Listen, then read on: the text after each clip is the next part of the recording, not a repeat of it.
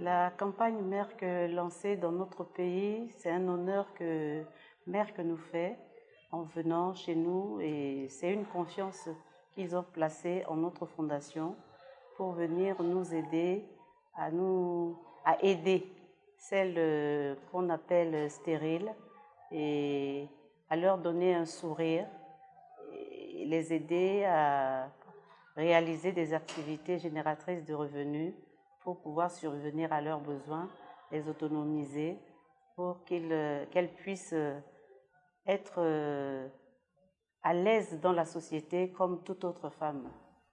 Je nourrissais déjà ce projet en moi et c'est devenu une réalité. Et c'est à la suite des activités que Merck a bien voulu porter son choix sur mon humble personne et j'ai accepté immédiatement, ce qui a concrétisé mon projet vraiment que je nourrissais.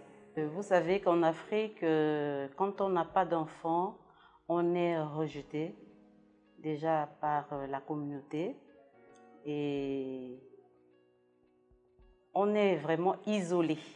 Et c'est un phénomène qui entraîne des conséquences dramatiques, compliquées au niveau, à travers ces femmes qui en souffrent et qu'on n'en parle pas. Ce sont des femmes qui sont comme toutes les autres femmes et elles éduquent mieux même que les parents biologiques. Alors, elles subissent des violences psychologiques et morales, tout genre de violence, même physique. Lorsqu'on avait vu dans le documentaire qu'on avait projeté dans la matinée, vous avez vu que la dame, elle n'était pas victime de stérilité, c'était plutôt son mari. Et le mari n'a pas voulu admettre et lui a coupé les 2 mains. Donc ça, c'est une violence atroce que subissent les femmes stériles. Donc c'est ça qui a fait que nous avons vraiment voulu les aider en leur donnant un peu d'espoir. La stratégie, c'est les médias. Pour la sensibilisation, il n'y a que les médias. La presse écrite, la presse orale et à travers les organisations de campagnes de sensibilisation à travers le pays. Et cela est nécessaire pour essayer de demander à la communauté de ne pas trop stigmatiser ces femmes, d'essayer de réduire la stigmatisation à travers les campagnes que nous allons mener dans les préfectures et à travers le monde en tant qu'ambassadrice dans les pays francophones. Ce que je dirais à la communauté tout entière, c'est de ne pas stigmatiser les femmes stériles et aux jeunes couples de se référer aux spécialistes qui pourront leur donner des conseils, les soigner afin qu'ils puissent avoir l'espoir d'avoir un enfant. Ce qu'il faut faire, c'est d'aller vers les spécialistes, surtout les jeunes couples. Il ne faut pas attendre de vieillir pour pouvoir penser à cela.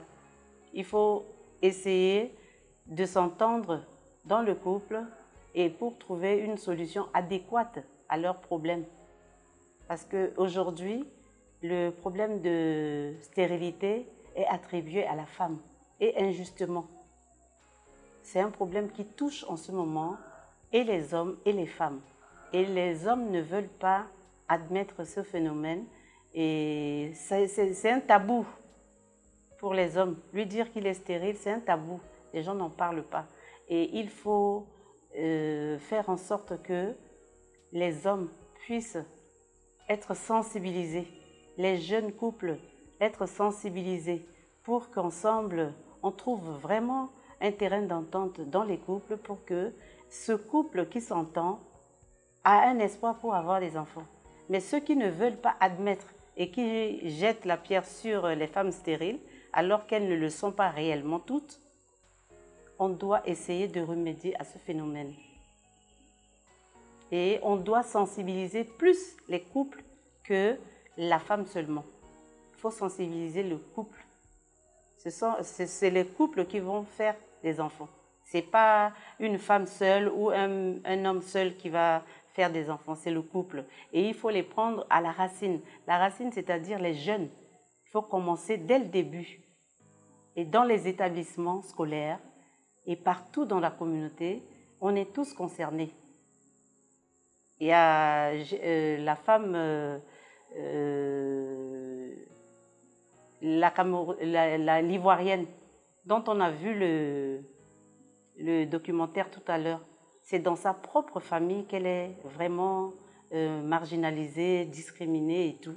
Elle est isolée parce qu'à chaque fois qu'il y a une naissance dans la famille, on lui dit on attend ton tour.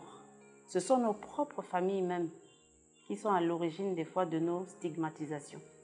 Et la communauté vient ensuite.